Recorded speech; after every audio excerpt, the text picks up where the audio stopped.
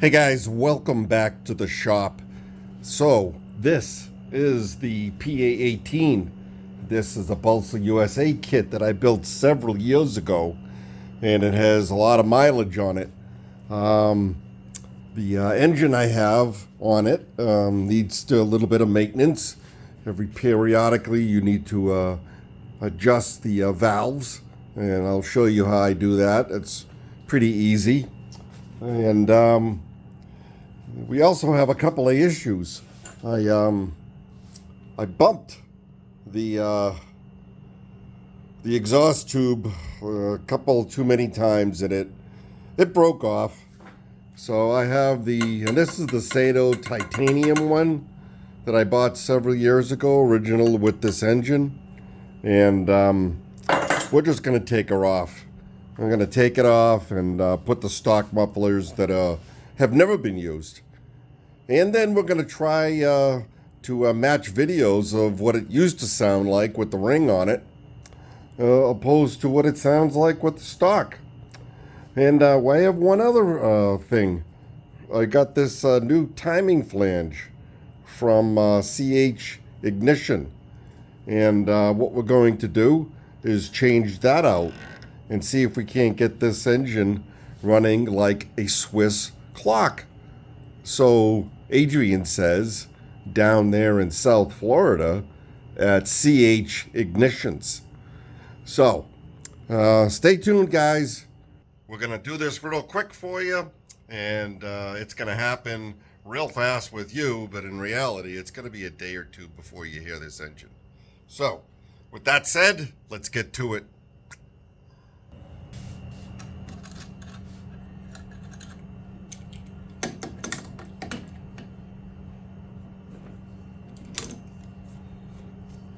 Now, these are coming off nice and easy. I know I had a little bit of a time trying to get this ring on. Hopefully it comes off a little easier than it went on.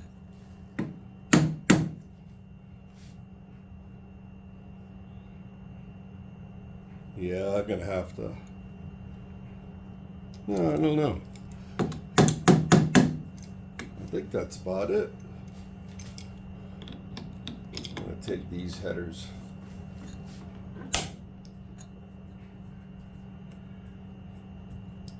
and move it. There we go. That's one. Ooh, that's full of oil.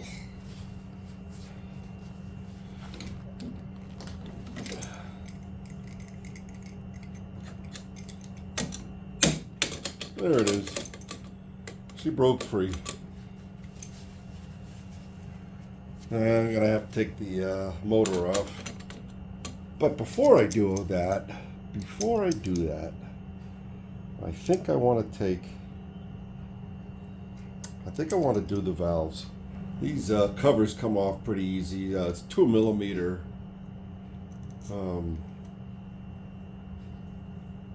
That you need. Wow, that was on tight.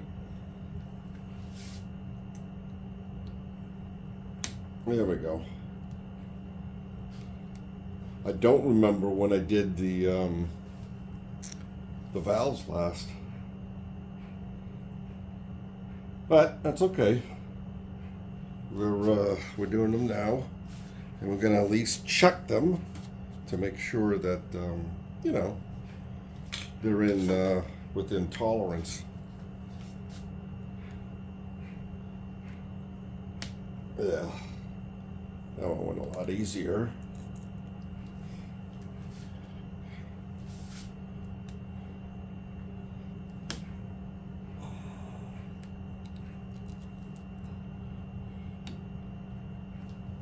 All right. You can see what the valve covers are. I don't know if you've seen that before, but that's what it looks like.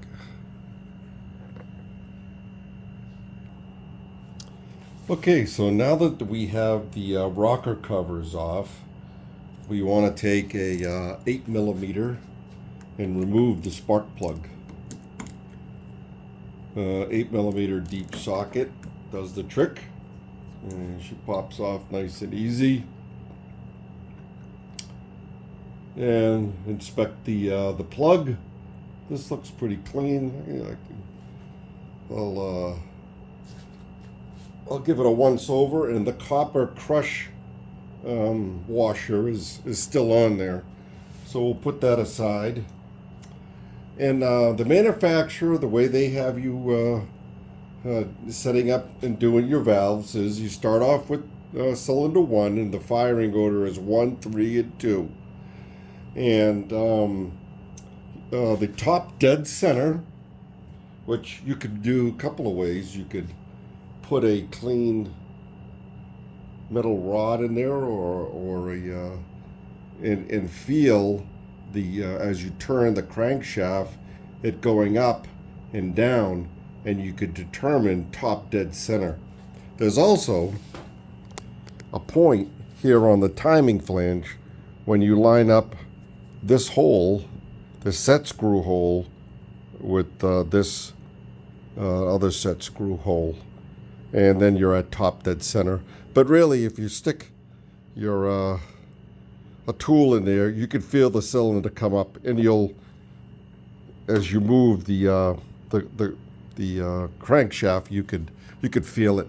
And what we're looking for with a 0.1mm is not to be able to get it in between there. Do you see that? How well this is picking up on the camera. You do not want it to go in there. Now, it doesn't. This valve, this is the intake. The exhaust is the outtake, and we're at top dead center. So this is when. So, but I don't know. Is that too tight? Did it end up getting? So what I'm going to have to do is, because I don't see no daylight between this rocker arm and the valve. I don't see any daylight at all, and I can't get my my feeler gauge in there. So what I'm going to do is loosen it up, and that's going to take a 4mm boxed wrench, and we'll just unscrew it this way slightly, and then we'll check for clearance, and we'll put a tool in there. I believe it's 1.5mm. I got no, that's 2. 1.5mm, and no, I guess it's 1.27. Oh, yeah, it is 1.5. There we go. So let's see if we can get this in focus. So we're gonna come up until we can see some daylight. I gotta try to put the camera down and show you. Okay, so I readjusted the camera, and hopefully from this angle you can see this is able, this 0.1, it's able to go in there. So what I like to do is screw it down a little bit so I can feel resistance. Just a little bit. Now there's too much resistance. See, it won't even pull out. So I back off a hair. And you want this, per the manufacturer, too much would be if I'm allowed to put, it's not able to slide in there. It is not able to slide in there at top dead center. And it's just barely touching, or it's reached 0. So at that point, when you know you can't get your feeler gauge in there, and you know it's not being compressed, you've accomplished your goal. So I put the box wrench back on, and to make sure It doesn't move at all. I just give it a couple of turns, and I'm going to lock it in place and tighten it down, making sure that only the nut is turning. And it doesn't have to be like super tight. I mean, snug. And so that's the procedure. Now I'm going to move on to the exhaust side. All right, guys. So we finished off on 1 and number 2, and I wanted to emphasize the fact of the procedure of adjusting your valves on this 3rd cylinder, and something I thought about that it might needed to be added to the video. So again, we're doing the intake side. Okay, this is the exhaust side. You can see with the exhaust pipe, exhaust side. So the other side is the intake side. And we're still doing top dead center, lining up our holes now with this cylinder. You know how when I started off with 1, well, it's 1, the hole is up there. And number 2, I mean, I hope that, should be common knowledge. You're working with each cylinder. So again, I'm at top dead center.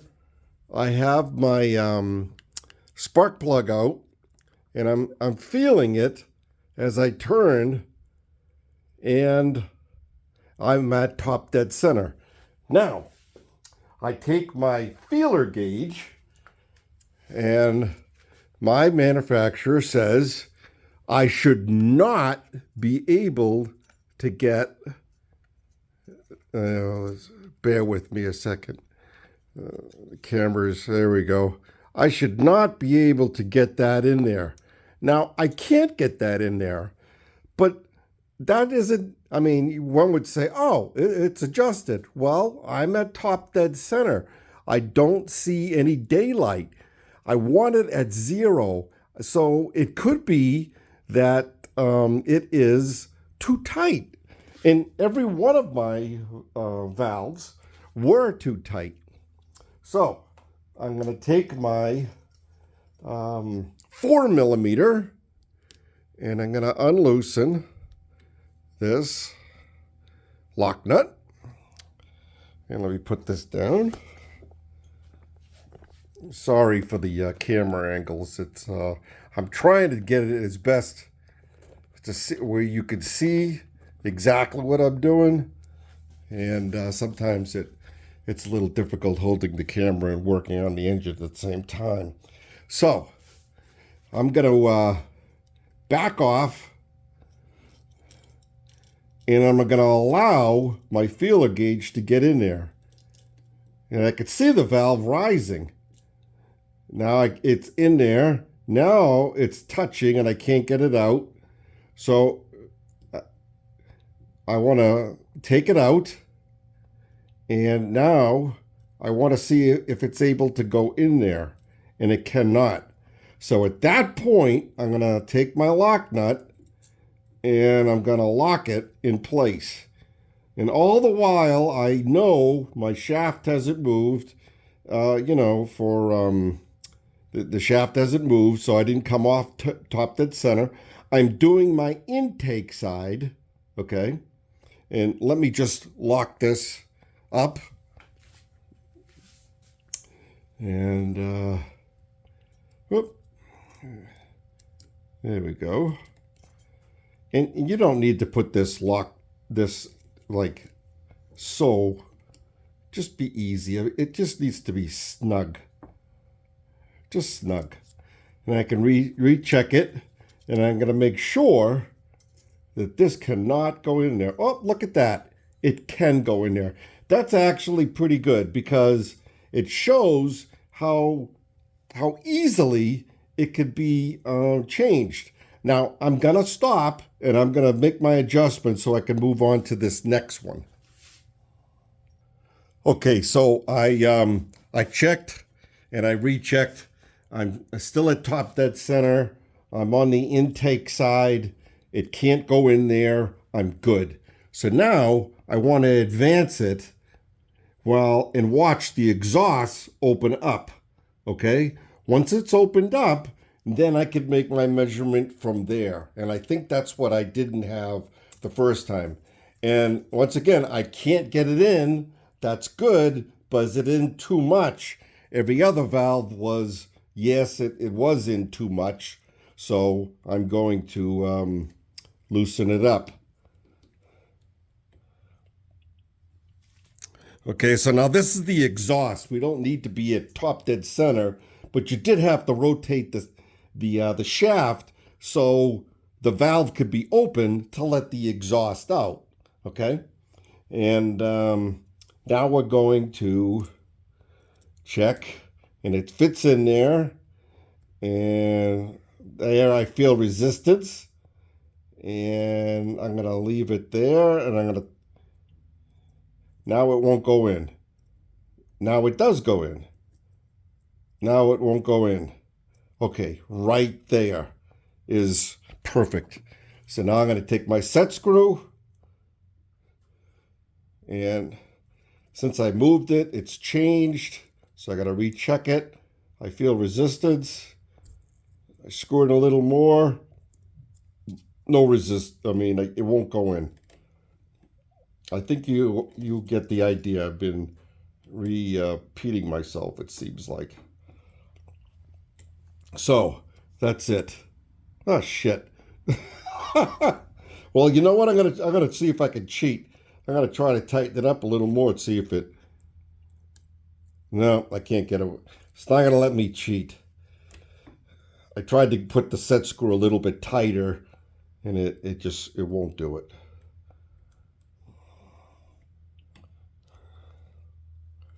So I'm going to have to start all over again. Okay, I'm opening it up. It's in there. I feel resistance. I back out. I turn it a micro turn, and it can't go in there. So now I don't want to move my screwdriver. I just want to move the lock nut. And there, I got it locked in. And there it's at. And that's it. And honestly, guys, you got to periodically do this. I mean, I don't fly this plane too much. I probably got maybe, this last year, 2024, I probably got maybe an hour total flight time on this model. So I was, and this video is also including me replacing the timing flange. So, you know, I need to do this maintenance. The exhaust ring was broken. I got to take care of that. We're going to put stock ones on. And then we're going to take the timing flange, and we're going to put that on, the new timing flange. And then we're going to run both of we're going to run the old video with the circle muffler and what it sounds like. And then we're going to put, you know, the stock and see if it sounds any different. So keep watching, guys, and we're gonna get to it. So I got the exhaust ring off, and yeah, that's definitely a fail. You can see that. And part of it, I put a rigid piece of copper pipe to extend it so the exhaust would, you know, blow away from the aircraft. And I bumped it too many times, and it failed. So that's my bad. Anyway, and if I don't like the way it sounds with the stock mufflers, then I guess I'll end up biting the dust and biting a bullet and buy another exhaust ring. Not that I really want to. Seems like it's all nice. You know, you get these kind of engines and you want to hear that nice rumbling sound, but at what price? It's not like I can't afford it, but I don't know. It's not that important to me right now. So, but we'll find out. So, We got the exhaust ring off. We got the valves adjusted. Now we got to put the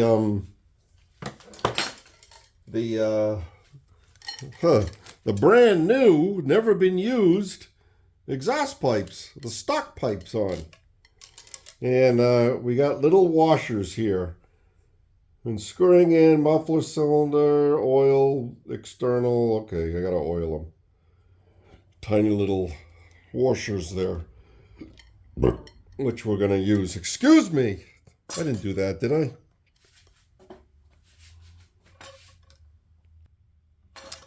So just to be clear, what the instructions said with these tiny little aluminum washers, it said to oil the threads on the exhaust and on the on the cylinder side too. So we'll just have to do that. So I'll pause it and I'll have these hooked up in 2 shakes of a lamb's tail. Let's put the new flange on. We're going to put the new flange on, and we've done a lot of maintenance. We did our valves, we replaced the exhaust, we cleaned the spark plugs, and now we're going to put the flange on. So this is what I use. The Pittsburgh bearing separator and puller set. Okay? And I'm not sponsoring them, but I use it, and I want to show you what I use. So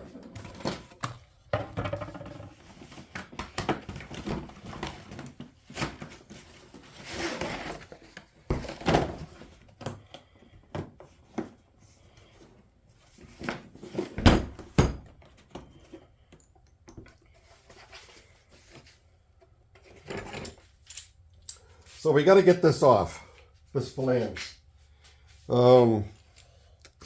I believe it's a 2.5 millimeter set screw. No, it ain't. It's probably 2.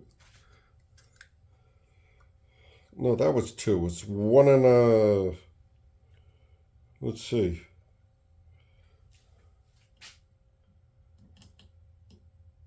Yeah, no, it's 1.5.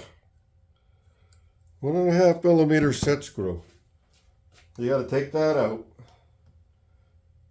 And hopefully this isn't going to be a bitch. Okay. Maybe we should try it this way. See if we can get a bite on it. Hopefully the person that set this in here, they didn't put too much. Oh, thank you, Lord. Did you hear that snap? Thank you, Lord. Because, you strip this guy and this thing ain't coming out. It falls into a groove that's on the shaft. And I've been fortunate. And there it is, the set screw. 1.5 millimeters. We don't lose that either. Boy, we'd be up. You know what? Okay. So here's the fun part. Putting the whole thing together. And it looks like it's overkill. Like you really need to do all, well, yeah, you kind of do. You kind of do. I've tried with the claw to get the other timing flanges off, and all it did was grab and rip the aluminum. It couldn't do it. So I bought this set, and this set works every time.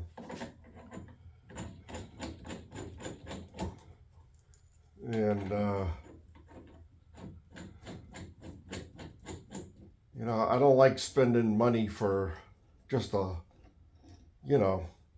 one-time use. That's why a lot of guys, they buy it, they use it, and they send it and return it. And I was one of those guys at one time, but I don't do that no more.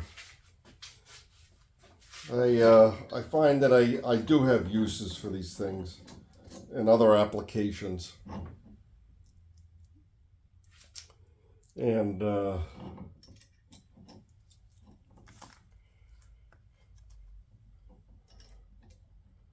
but if you got a neighbor, like a lot of my neighbors, a lot of my neighbors know me, and I got tools, so they come and get it, which I don't mind. You know, hey, I got it.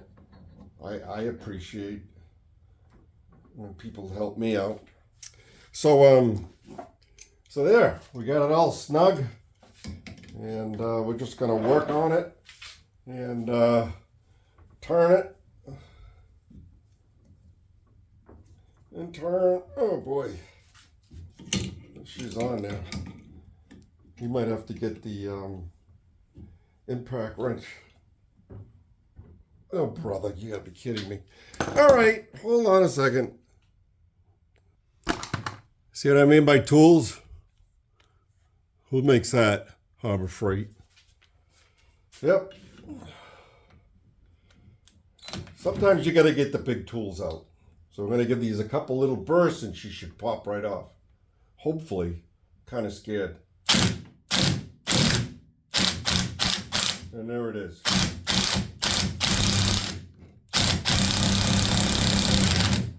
There it is.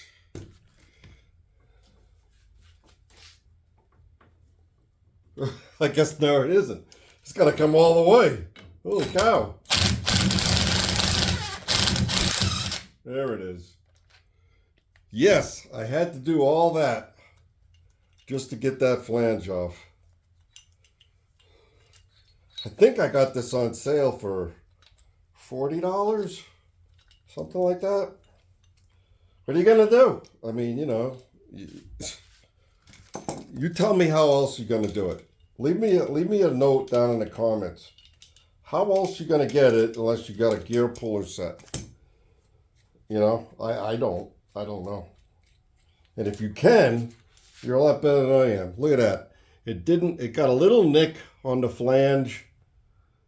But I'm telling you, I bought the cheap one, the 2-claw one. Maybe the 3-claw might have worked better, but it could not take it off of the 60 or the 93 cylinder. This one, it probably might have, the cheap one.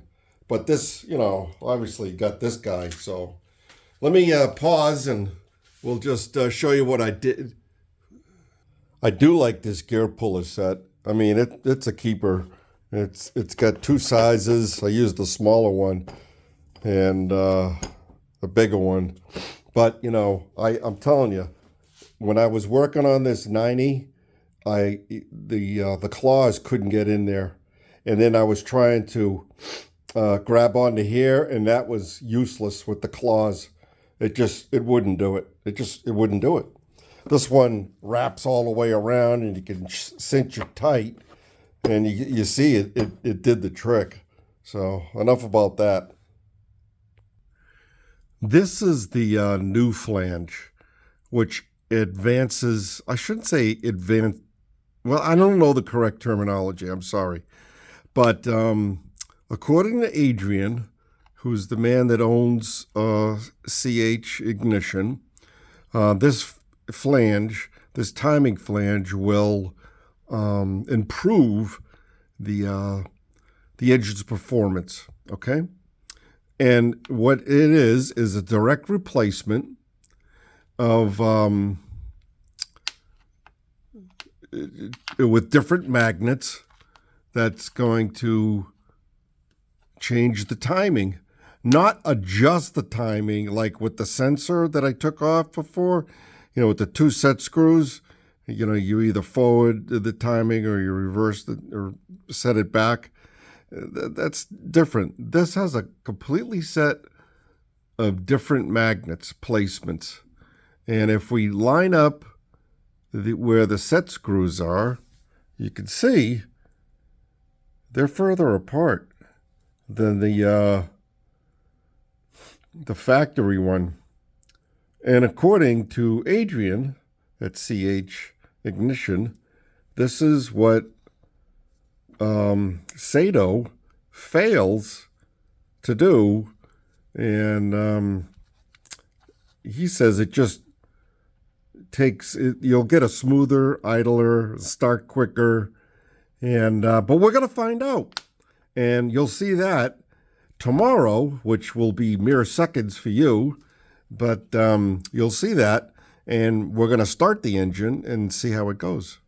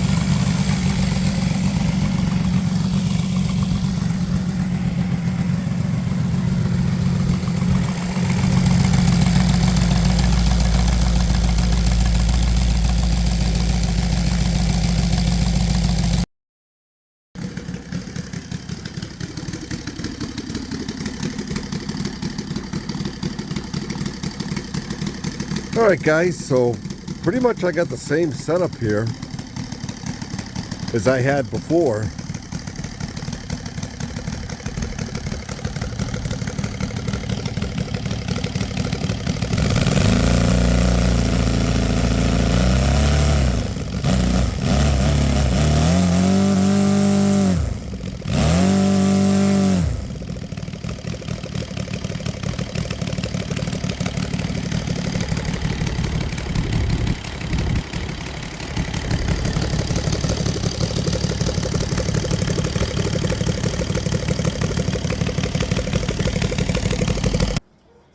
Folks, so there you have it.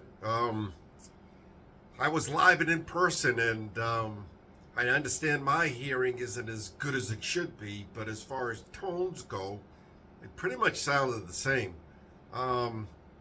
If I were to go with, like, if I was to give the edge to who might have had a little bit deeper, I would probably say the exhaust ring. But is it noticeable? Kinda. Is it worth it? I don't know, man. It's $250 for a aftermarket exhaust ring. I don't know. I mean, depending on finding out what the cost would be if I had to replace the stock ones. I don't know. Give me a a comment down below. What do you think? Is the exhaust ring better, or do you like the stock price because it comes with the engine? Give us a comment down below, guys, and like always, give us a thumbs up and like and share.